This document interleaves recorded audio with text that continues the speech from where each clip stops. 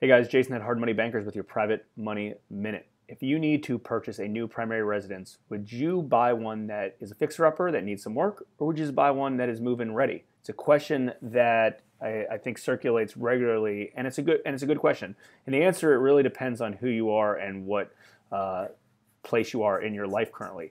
So, for instance, are you a handyman? Do you want to do some of this work yourself? Do you want to outsource the work to somebody else? Or would you just rather buy a perfectly done property and not have to deal with it anymore? So first off, think about that. Think if you really want to be living in a property for the next few weeks, months, several months that needs to be improved that you're currently working on over and over and over. So that's the first thing. And a lot of that may just depend on your current situation. Are you single? Or are you a new couple that might find it entertaining to spend nights and weekends working, improving the house? Obviously, the good part about that is you could put all the finishing touches in that you like, and you could put in the exact materials and fixtures that you like. Or maybe you have a family with kids, and you don't want either contractors, waking you up early and nailing in nails, or you spending late nights working on the property to improve it. You much rather just have something that's moving ready. So all things to think about. On my end, I look at the value basis of it. I think that's important.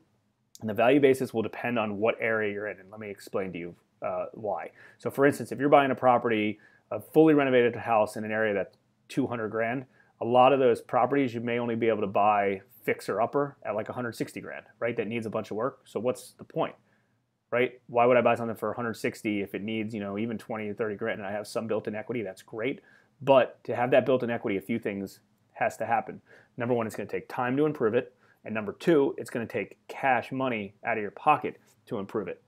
On the other side of it, you just buy it for 200 grand and finance the whole thing and not have to deal with anything else. Yeah, you may not have that built-in equity of a few $1,000, but guess what? You have your time and you have it. I always looked at it as I make investments decisions, and when I buy real estate and when I buy any type of asset, I want to make sure I get it at a discount, and I want to make sure it's a good bang for my buck. On my primary residence, it's someplace I'm living, someplace I cherish, family is going to be there. I want to make sure it works perfectly for them.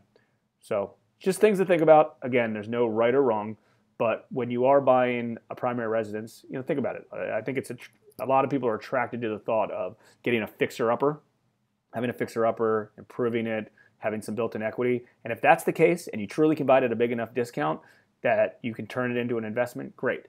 But when you're comparing, apples to apples in this particular case, and you don't think it truly will back out that much, then just buy something that you can love and you can live in and you can move in ready. Hopefully you found this helpful. If you found this helpful, or if you know somebody who's looking to buy a primary residence soon, please share it with them. Would appreciate it. Like, comment, share, subscribe. This is Jason with your Private Money Minute.